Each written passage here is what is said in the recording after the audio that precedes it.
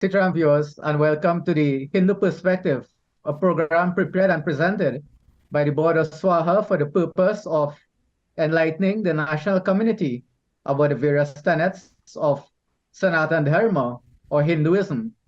On today's panel, we have Pandit Umarat Maharaj, who is the spiritual leader of the Swaha Bhakti Jyot Mandali of Arangwes, and we have with us Pandit Ishwar Madhu Maharaj, who is the principal of the Swaha Hindu College, as well as the president of the organization.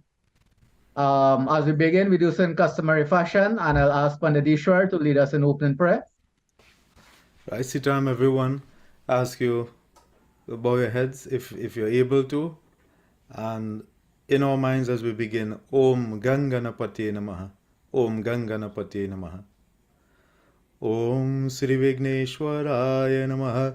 Om Yam Brahma Vedanta Vido Vadanti Param Pradhanam Purushantathanye Vishwogate Karam Ishwaram Va Tasmai Namo Vigna Vinashinaya. Om Ya Devi Sarva Bhuteshu Buddhi Rupena Samsita Namastasyai Namastasyai Namastasyai Namo Namaha. Om Ganganapate Namaha. Om Shri Saraswatyai Namaha. Boliye Shri Gajanan Swami ki jai, Saraswati Mata ki jai, Swaha Mata ki jai. So thank you, Panditji, and we'll jump straight into our program. And for the last 1 or 2 weeks, we have been speaking about some issues that really will culminate in the discussions that we'll have today, which is going to surround Indian Arrival Day. Now, we're approaching that period, which will be celebrated on the 30th of May, I believe. And the number of years, etc., the members of the panel will indicate that to us. But we have started our discussion 2 weeks ago on this idea of child marriage, which again may have been a practice imported by our ancestors that has no grounding in Hindu scriptures. And of course, we went into length to explain that. We spoke about arranged marriage also, and again, practices that may have emanated in India for different reasons that has no ground in our scripture. Last week, we spoke about some of the social ills that we are observing in our society, and we really focus on crime and the various systems that need to be working at a national level in order to address these issues. And today, we're going to continue with our discussion. Now, before we move into some specific questions that I'll ask the pundits, I will just ask each of them to make, some opening comments on this whole celebration of Indian Arrival Day. We have been celebrating this for a number of years, almost, I believe. Pandit Ishwar, how many years is it this year? This 170, 171? 170. This will be the 178th anniversary. 178. So that's a long time that our ancestors have been here. I mean, we as pundits, we are here as maybe 4th generation. Indo-Trinidadians, and that is a long period. So that we do have our roots in India, but at the same time, we are citizens of this country, as many are. And after this period of time, it is important for us to have this discussion, and it's commendable that we are still celebrating, that we are still able to observe our culture, our traditions. And of course, the perspective of both pundits, we can explore that first, and then as we do that, certain issues are going to emerge that we are observing in our society. So I'll pass over to Pandit Umarat first, and then to Pandit Ishwar. Yes, thank you, Panditji, Pandit Ishwar. And it's important, as you mentioned earlier, that it's commendable after 178 years that our ancestors came to our shores and maintain this dharma that we have today. But as you mentioned just now, there are changes that occurred, some good, some bad. And as we go along in the journey, change is inevitable. But I think what is more fundamental is that in this day and age, the 21st century, I think we are in now, Panaji, that's what we refer to it. Yeah. 21st, 20th, I can't remember, whatever. But at this point in time, that whatever was there when our ancestors came to what we are now, there's a big change, a big diversion. And as a matter of fact, without condemning and criticizing, there's also a dilution of our traditions, a dilution in our general culture, behavioral aspects, etc. So, Indian Arrival Day, yes, we celebrate, but I think one of the things we need to look at is the change, the drastic change in the foundation. That's my opening statement. Panadishwar? No, Sitaram viewers, and I want to agree with Panayoma that, and we would have seen over the last few years attempts to reactivate and rejuvenate rather some of the practices that were, for want of a better term, have been fallen out of practice then. And after 178 years, to be where we are, give a simple example. For three pundits, normally we have four pundits on here. To have three pundits on national television talking on issues related to Indian arrival, that alone tells you that we have reached somewhere. We have come from nothing or next to nothing to a position where we have achieved so much in society. And this is just an example in terms of media and religion. But over the decades, yes, Pandit Jaidat is right, it's the fourth generation, and we are noticing that with each successive generation, it is becoming more and more difficult to hold on to some of the values and virtues that our ancestors held dear. And this is where the problem is. And this is a challenge for organizations such as Swaha, and not just Hindu organizations, but any organization really that deals with Indian culture, religion, and the arts. It is a constant struggle to get our people, and I mean all people, whether Hindu, Muslim, but individuals who may subscribe to traditional Indian values, to hold steadfast to these values. And this is part of the challenge, and this is why we of Swaha are looking towards rejuvenating some of these practices, and you will hear more about them on this program and next week, of course. All right, so both pundits, I think those are the great, opening statements, and it makes my job easier. So I'll just give my view also, and as Pandit Umar mentioned, the dilution of what we traditionally knew, and I think that is inadvertent. That is an expectation because we don't live in India. Now, coming out of the discussions we have had so far, there are two things I want to ask and get the pundits' view on. Both pundits is that we don't live in India, and we are saying Indian Arrival Day, and we celebrate it, and of course, yes, we may say this it is tokenism. As a Hindu organization, is it that our role is to preserve Indian culture, or is it our role to preserve Hinduism? Because we are not India as a nation. While we do have that roots, we have that attraction to India, we have that connection emotionally, psychologically, and otherwise.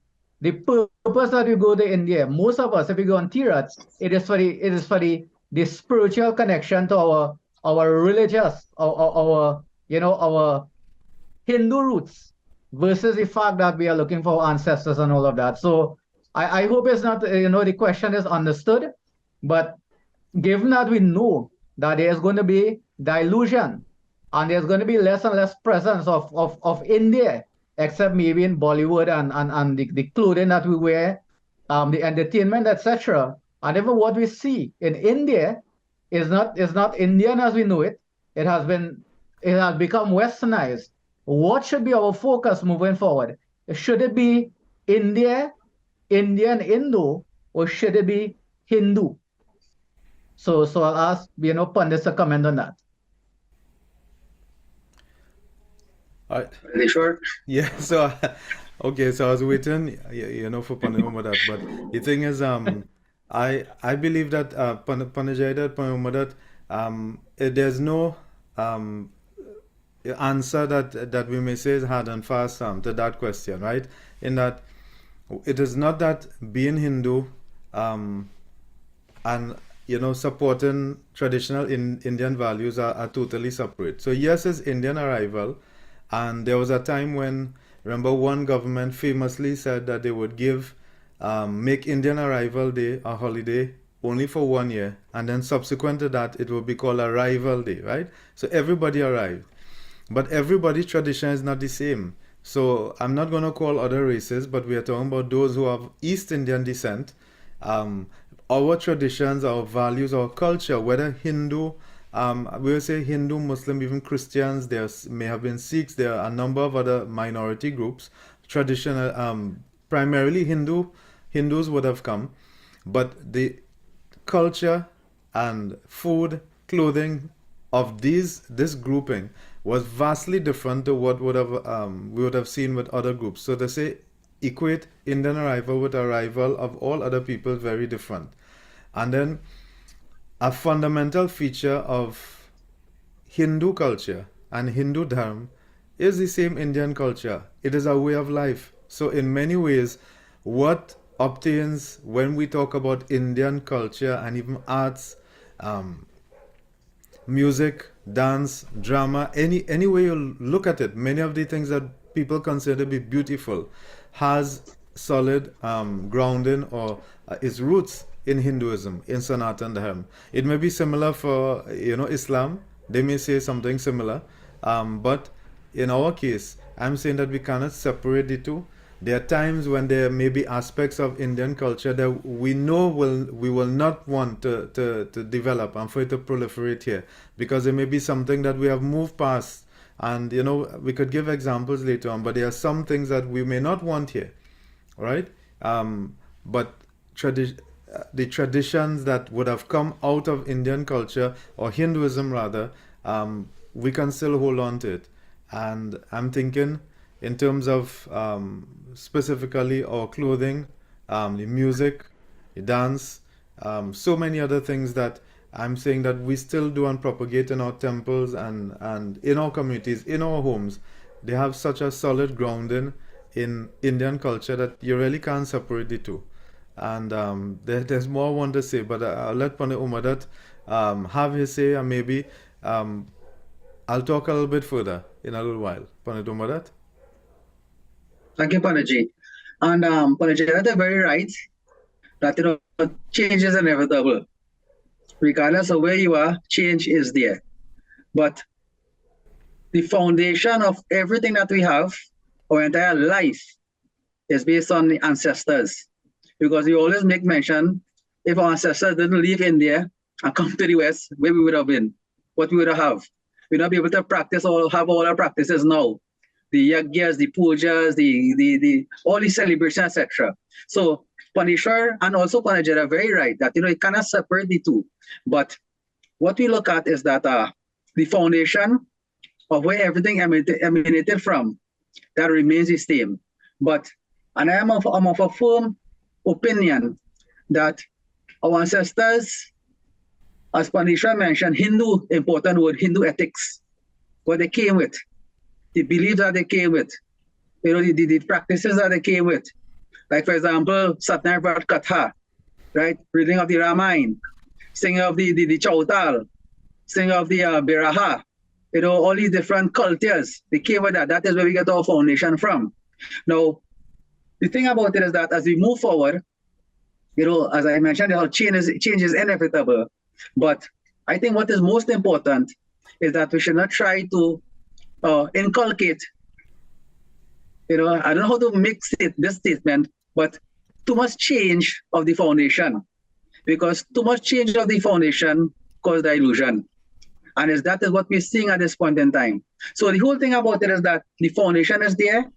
Without the foundation of our ancestors, we would not have been, as Panishan mentioned, we are on Zoom having this meeting, right? 100 years ago, we didn't think about that. Or maybe 50, not even so long, say 12, 15 years ago, maybe 20 years ago, this was not possible. But because of evolution, because of, the nowadays time, as we say, right, with all the available techniques, etc., technology, we're able to do this. But I think that the foundation that was there when our ancestors came is what, really forms the basis of how we should always proceed as we go forward in life.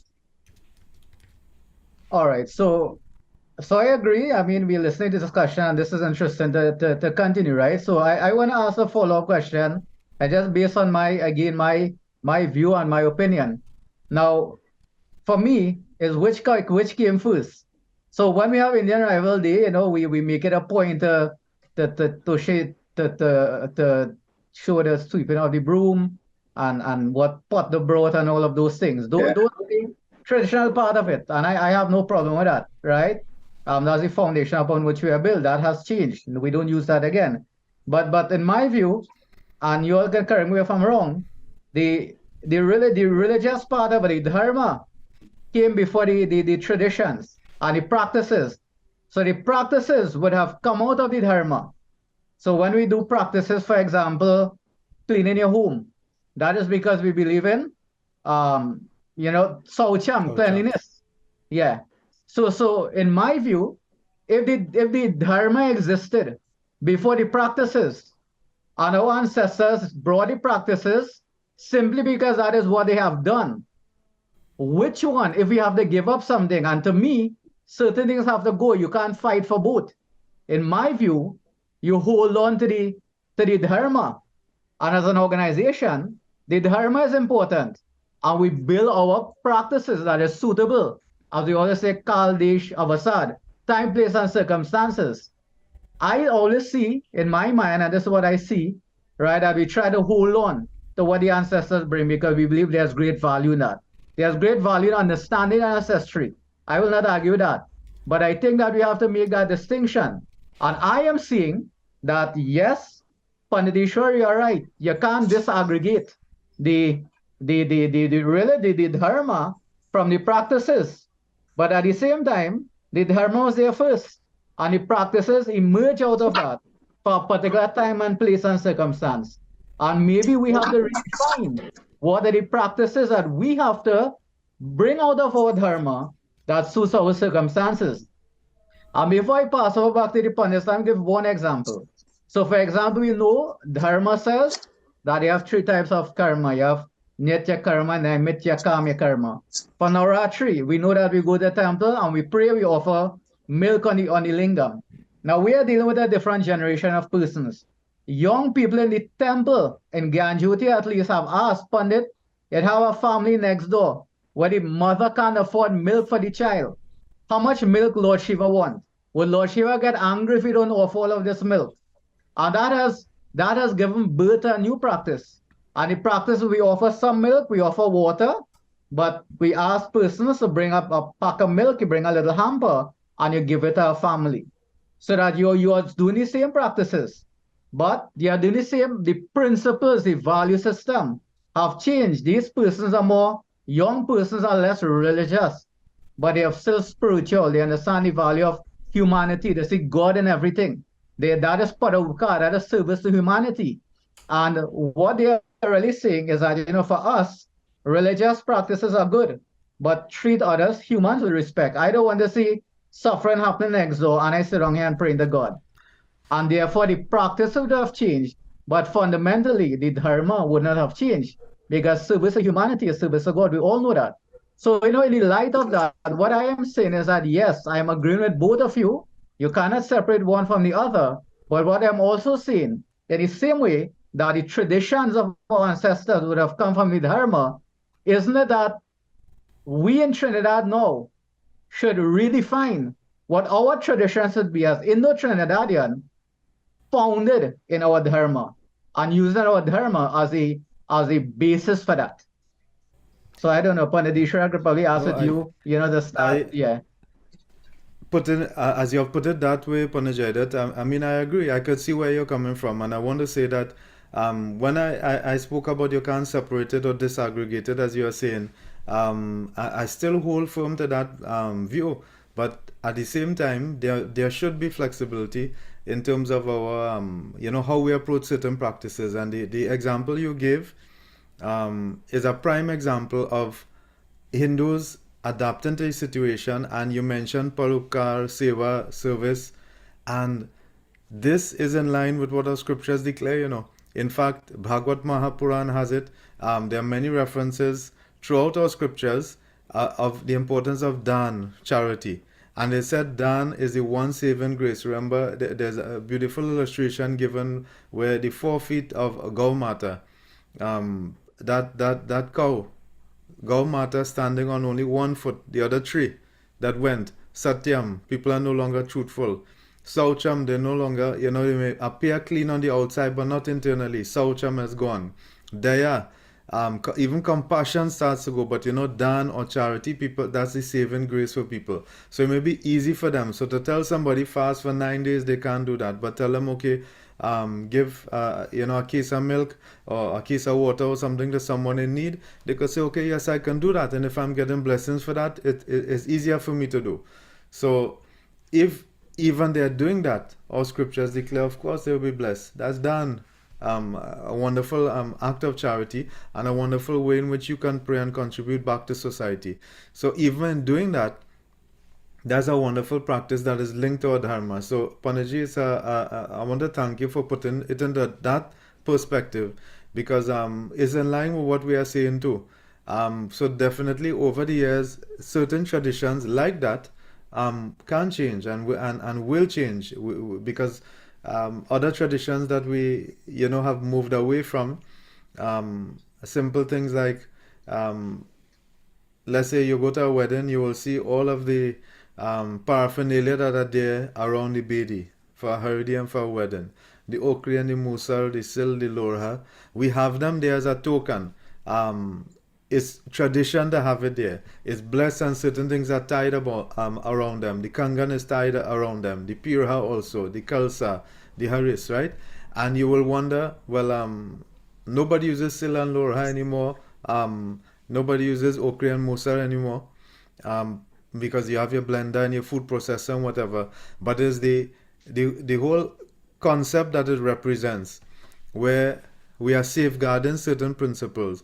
In the household stage of life, there are certain things that are important. Bringing people together, working together as a unit, husband and wife, keeping the family together. There are certain necessary duties that must be performed. So that really is just a representation of that remains there, for stability, for posterity, or whether it's tradition, however we look at it, we still have it there. But at the same time, we have moved past. Nobody uses it. Similarly, the Terry and Lota that you give, again, that's just tradition. So as we go down the line, Panajayda, Pana Umadat, the time will come, and it's already started, where people, they are no longer, long lines when you go for a wedding for people to do Pau Puja, right? Very short lines you see now, because they say, no, what's the point of doing this, giving a Tari and Lota? They may do puja once for the year. Let me give them something more tangible, or put something in a bank account for them, right? So these are certain traditions that have started to change, and I can tell you there are many families that said that's not the Indian way, that's not Indian tradition, that's not Hindu culture. So I don't want to get a little chit or a little little slip for you to put your contribution. They say that's not our way, but we have to be realistic. What is a newlywed couple going to do with 100 pair Tari and Lota? What are they going to do with that? Right? Give them something more useful. So certain traditions, now I'm saying you must give them, because you're giving them a start in their life, right? They have to do puja, so they must get at least a few, right? So close members will give. But to others, they are starting to look at other things that they could do. There's a lot I said, Panajay, that I'm agreeing with you, but I'm saying that sometimes the changes are necessary, and nothing is wrong with that. Absolutely nothing is wrong with that. As long as we hold firm to the values represented by the Dharma, we don't change that. Yeah. So before I pass the Pandit Umadat, Panditishwar, I mean, you summarize what I've said in a very succinct way, and that's the point I'm making. When our ancestors came, there's this, I don't know what the word is, but this obsession with holding on to the tradition without understanding where that tradition came from. What we are seeing, and it aligns with what Swaha stands for, understand why you're doing certain things. If we understand Dharma, and Swaha should be promoting Dharma, then we could define our principles. So whether you have a okri and whatever, you have a blender, it doesn't make a difference. Conceptually, that it represents that Grihasti ashram. Whether you give a Tariya Lota, you give $100, what it represents is a start in life, which is, that is, you go to someone's house, you give them something. So that the idea is that once we understand what the principles and the concept and the values are, which is founded in our dharma, then we can say, you know what, this tradition, you don't need to do it. or we could create our tradition, or we could adopt our tradition, and then we do become so hard and fast, and so steeped in tradition that we believe if I don't do it like this, then something is wrong. That our minds are more on the side of concepts and values versus the actual practice itself, because the practice could change. All right, Pandit Omarat, you could give your views on this discussion. Yes, Panaji, and I'd like to just go back a bit when you mentioned, and I think that's a very, very important point you made there, and I think it's a burning question now. If I had some of people, my followers ask the same question, why you offering 25 lota milk on a lingam, and the person next door starving, they don't have food? I know, and I think what you said there is really an interesting point that we really need to look at. And I'm just going to read a little bit from a book, that is there on Hinduism, and this heading is Hindu Dharma. So just generally what this is, Dhar is that which holds. The meaning of Dhar is that which holds individuals together. Now, Dharma generally defines a righteousness or duty. The principle of Dharma is righteousness, right? Anything that causes togetherness is Dharma.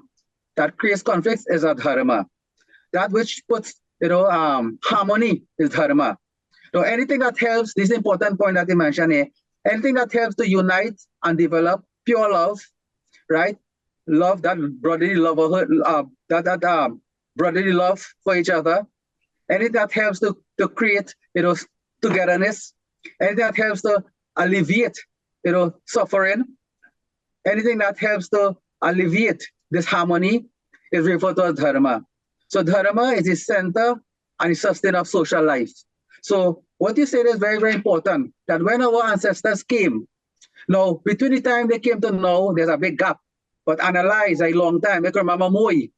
I don't know if you remember this one, that on a Thursday when you see the beggars will pass, she'll put money on the railing thing there.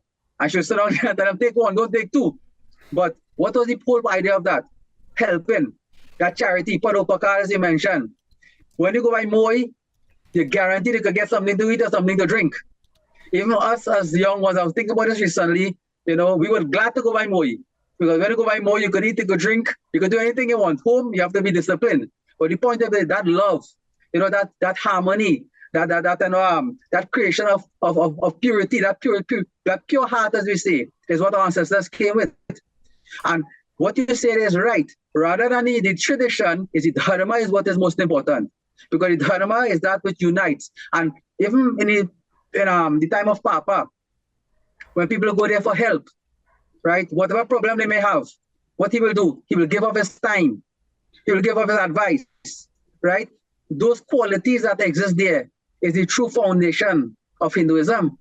Now, we're speaking now because we're living in the 21st and 22nd century, whatever, I don't know what it really, but whatever it may be, the time we have now, where there's a total, from one point to the other.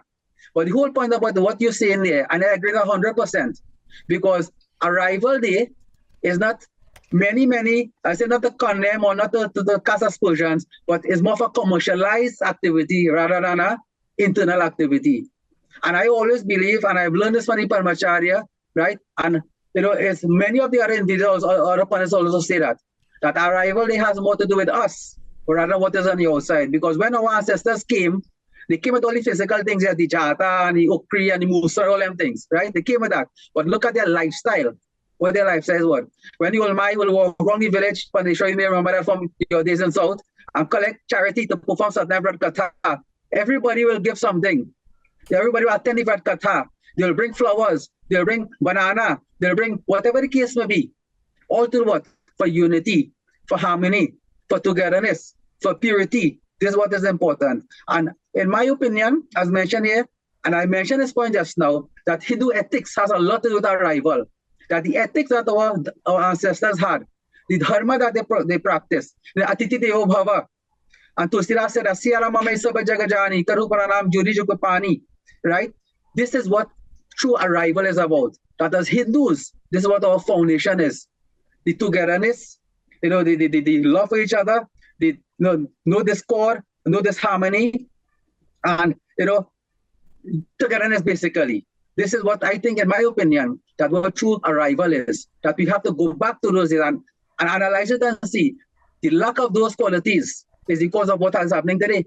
When another person has no compassion, he can watch a man and shoot him just so, or beat him up just so, or steal from him without thinking twice. That is adharma. And adharma is not what is in Sanatana Dharma, because, as mentioned just now, what causes discord? What causes this harmony? Right? Yudhishthir told that Bhim told that to Yudhishthir Parmeshwar in for the Mahabharata, that whatever causes this harmony, whatever causes discord is adharma. And right now, adharma is what is on the front burner. And the Indian Arrival celebration, in my opinion, we should go back to these type of values upon the Jared mentioned. The dharma is more important, because you could reenact, come with the boat, and come with the jata, and come with the whatever they have, etc.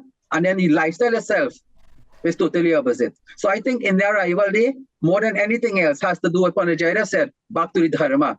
Make it dharma front burner rather than the other physical activities. Now, I still can't separate this because they come hand in hand, but according to Pandit that we have to look at what is the most important thing. And I feel, in my opinion, that what is most important, we go back to dharma, and dharma is going to bring back the true meaning of in arrival. Pandit Jaira.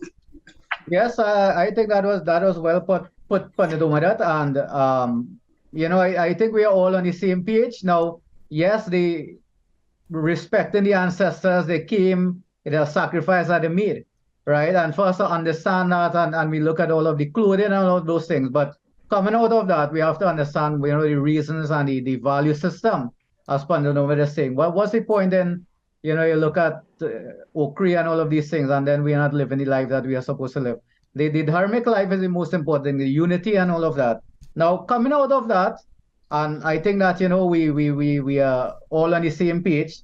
Now, I just wanted to talk a little bit on the role of organizations. We would not have been where we are today had it not been for organizations in this country that would have preserved those same traditions.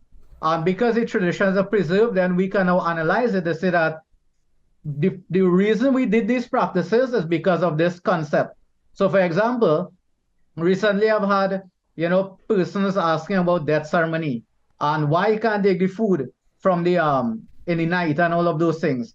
Is it the food dirty? I will explain that. It's not that the food is dirty. It's simply that when someone dies, that is the home of bereavement, and therefore you don't take from a home like that. When personal bereavement, you give to them, you don't take from them, and you would carry something for them. So those simple explanations make it clear for persons.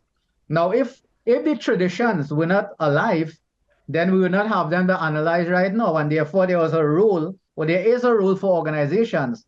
Now there's a proliferation of Hindu organizations and cultural organizations across Trinidad and Tobago. But of course, we belong to Swaha, and before Swaha, we have the Sanatana Dharma Mahasabha. So Pandit Ishwar, I'll probably ask, because I know that you are very familiar with both. Your father would have been a member of the Mahasabha, just like our father was a member of the Mahasabha also. Pandit Umarat was a member of the Mahasabha. I was always Swaha because I was much younger. So Pandit Ishwar, if you can speak a little about the role of organizations that they have played to bring us to this point, and the role that we have to play moving forward to get the outcomes that all of us are speaking about here, which is the propagation of Dharma.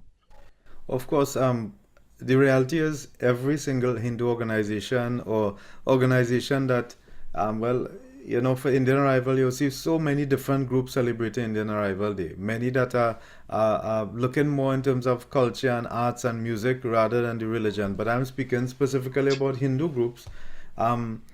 You would have seen over the last few years, yes, so the SDMS, the Mahasabha would have been a great example of one of the groups keeping Sanatan Dharma and Hindu culture alive. But Swaha would have come on. This is our 30th anniversary.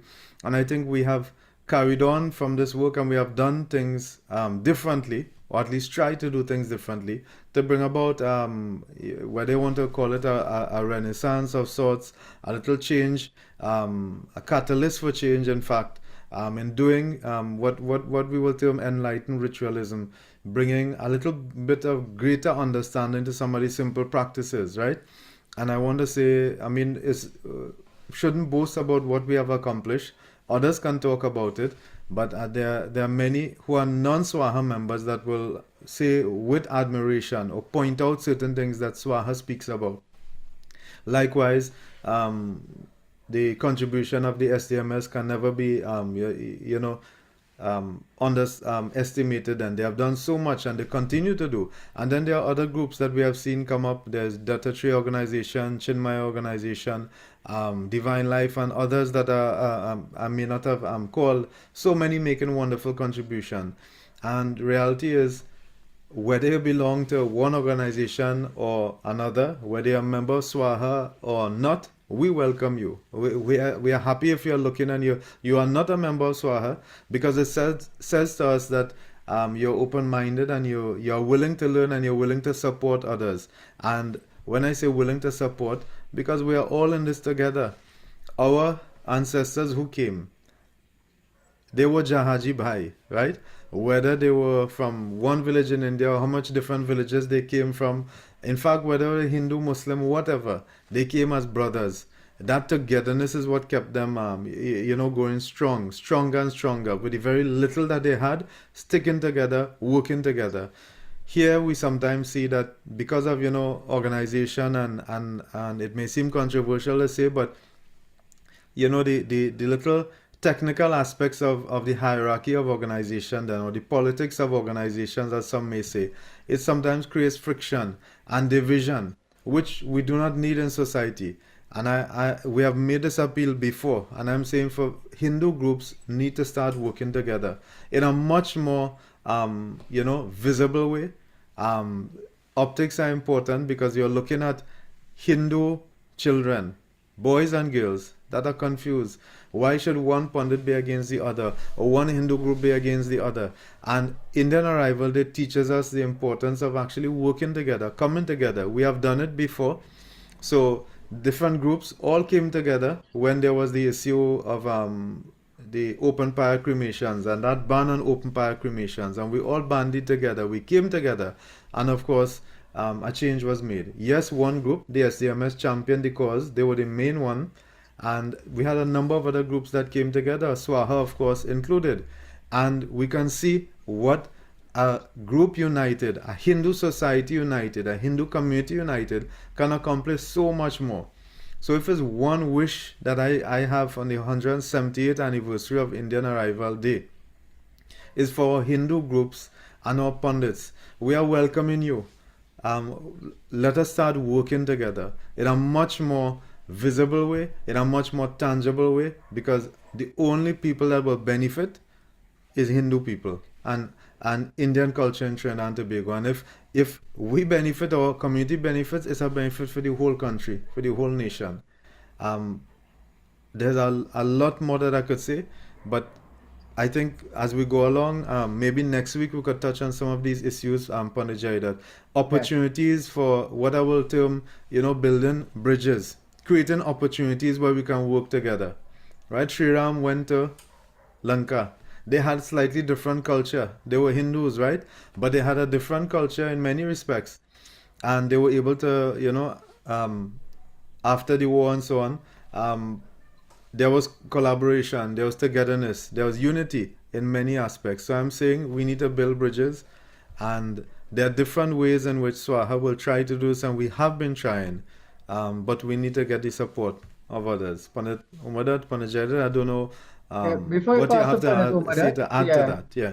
I agree with you, Pandit Ishwar, and the reality is that, I mean, association doesn't mean losing your identity.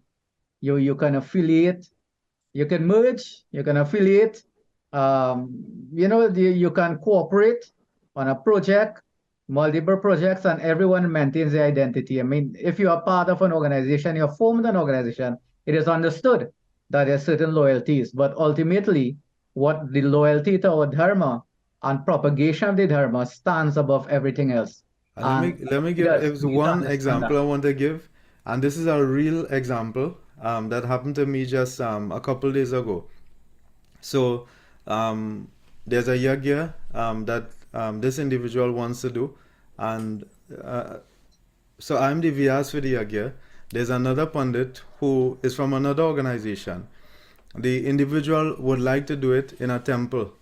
So I'm explaining to her, the young Kurta then who is planning the family, that we have to do it if it's in a Swaha temple.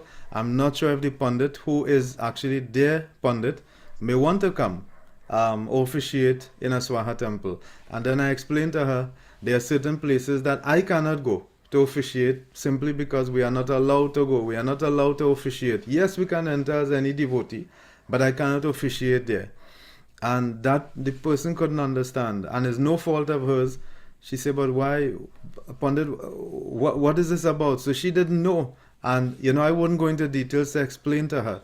And the reality is we get along. The Pandits get along. And Pandit Jaidat, Pandit, you know that. We are all together. We sit and eat together. We pray together. We are friends. We are family. My brother is a Pandit of another organization, right?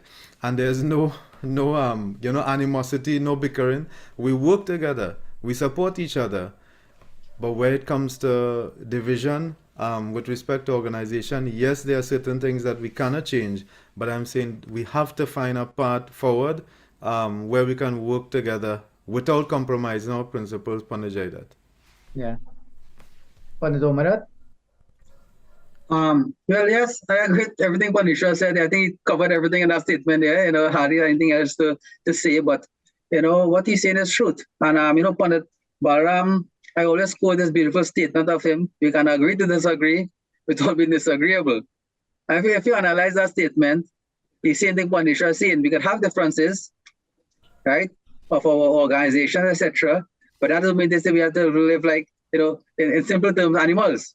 That the bigger picture is Dharma, the bigger picture is Hinduism, the bigger picture is the propagation and the protection of our religion. And I'm telling you, Panisha and Panajara, I show you can attest to this. Devotees, they don't see it as that. They see it as a temple, they see it as a satsang, they see it as a Ramayana, they see it as a puja. Panisha gave the example. But without, and I say in any sort of hesitant or harsh way, most of the time the leaders of the organization are the cause of these things. Now, as Pandisha mentioned, Swaha is very open. We show invitation to all, right? Obviously with certain rules and regulations, but our whole concept, as Ramayana tells us, Jaha Sumati Taha Sampati Nana, that Chaupai Pandisha, that sloka, right? That is two heads, but one, right? And the Bharuna bird, the example is given there. So it's one body, but two heads. So if one head is the poisonous worm, the body is also going to die. So in my opinion, this is what is happening right now. That we need this unity. And this unity, and bringing it to the point of Indian arrival day, this is what is important in my opinion. That the change of attitudes with regards to Hinduism, the bigger picture as Panajara to mention. We don't look at individuals. We don't look at special circumstances, we look at Dharma, we look at Hinduism. And if you see all organizations can come together, obviously you must have your values, your principles that you stick by, rules, and regulation, that is understood. But as mentioned before, that the unity is what is important. The togetherness is what is important. We may appear to be two heads, but in reality, we are one body. If one organization fight against another, is Hinduism going to get a bad name?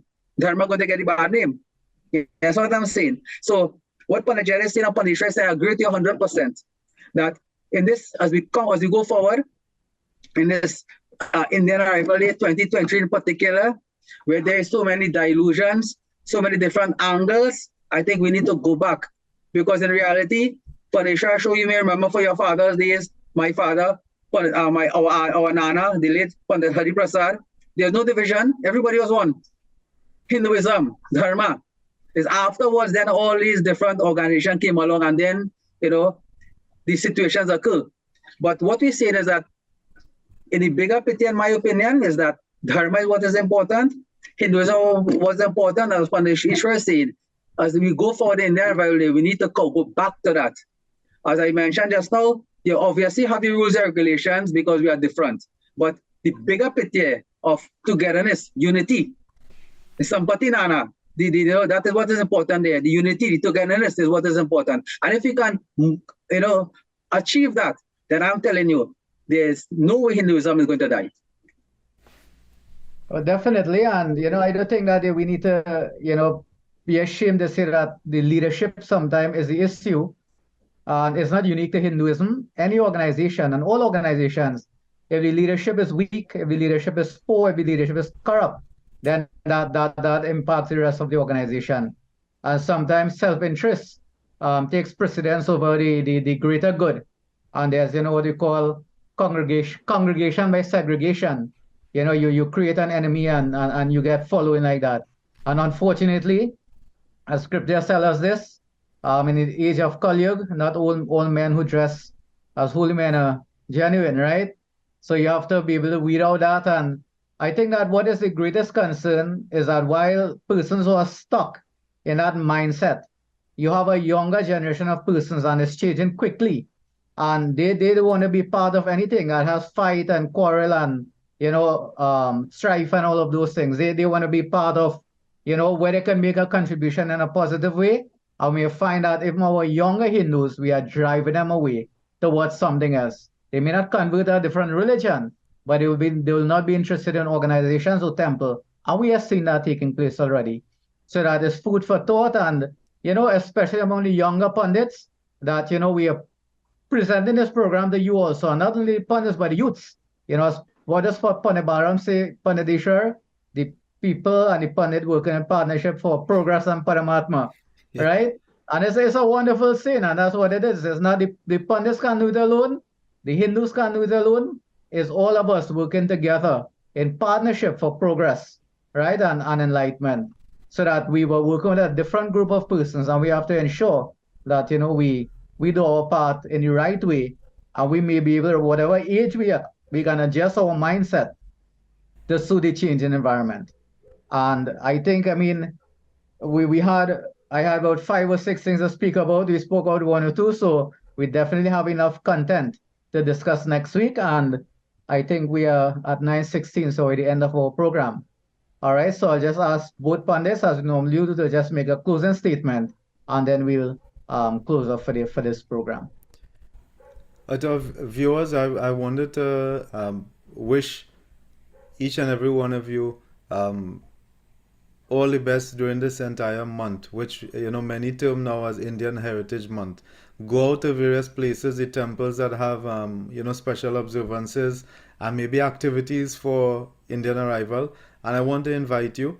We have a special function, or Indian Arrival Day Awards. It's called Swadeshi Awards, and because we would have been giving out awards to special people who are deserving of awards, and this year we are doing something a little bit different, where we are actually presenting posthumous awards. Over the last 3 years, many families would have faced hardship, losing loved ones, and we of Swaha honoring people who would have contributed significantly to organization and towards, in general, the development of the same Indian culture and music and the arts that we are speaking about. So there are a total of 12 people being awarded, and perhaps Panajayda, next week we will mention a little bit about that. But early, you're getting an early invitation 2 weeks early for our Indian Arrival Day program. Is going to be held at the Mahatma Gandhi Institute for Cultural Cooperation, which is in right near to the Atta Lokjak Business School, Mount Hope there. So you're invited to come and join with the pundits and devotees of Swaha. So it's 30th of May at 4 p.m. and there will be a wonderful entertainment. Yes, a few speeches, the awards, and delicious dinner, I'm sure, afterwards. So again, 30th of May at the Mahatma Gandhi Institute, 4 o'clock. Thank you, Panditji. Thanks, Pandit Umaryat. Closing comments? Yes, Pandit. So just to close, I would end with the point that you have made, and I agree with that 100%. Also, Panditeshwar, that I think that to really celebrate Indian Arrival Day, to really let it be of some significance, to return back to our, pure tradition, pure, sattvic roots, as we say, not to the bhasha, the bheji bhojan, but with regards to lifestyle, that we need to look at, returning to a dharmic way of life, an ethical way of life. And maybe that could be a discussion of the future, dharma, ethics, Hindu ethics, because that is the foundation of through arrival. As you mentioned, Panajarat, it don't make sense when a sari and a dhoti, pongen masala and a ukra and a musar, and you live in any kind of life otherwise. That's just tradition against lifestyle. But what I think that the most important when it comes to arrival day is going back to the way of ancestors were in terms of their attitude, in terms of their lifestyle, in terms of their belief, because that was really set the foundation for where we are today. The bhasha, bhesh, etc., food and things, those are just part of it. But the foundation really is, as you mentioned, the dharma and the ethical values. All right, so thank you, Pandits, and thanks our viewers for once again joining us on our program. And as you see, we have the WhatsApp number up, so you can always message us, continue messaging, so that we can bring up the questions and we can answer them. So Pandit Umurat, I'll ask you to lead us in closing prayer. Let's join. Om Hari Om Tat Sat Om Tameva Mata Cha Pita Tameva Tameva Bandhus Cha Sakha Tameva Tameva Vidya Tarinam Tameva Tameva Sarvam Mama Deva Deva. Om Shanti Shanti Shanti Hari Om. Bole Sri Swaha Mata Ki Jai. Jai. Sitaram.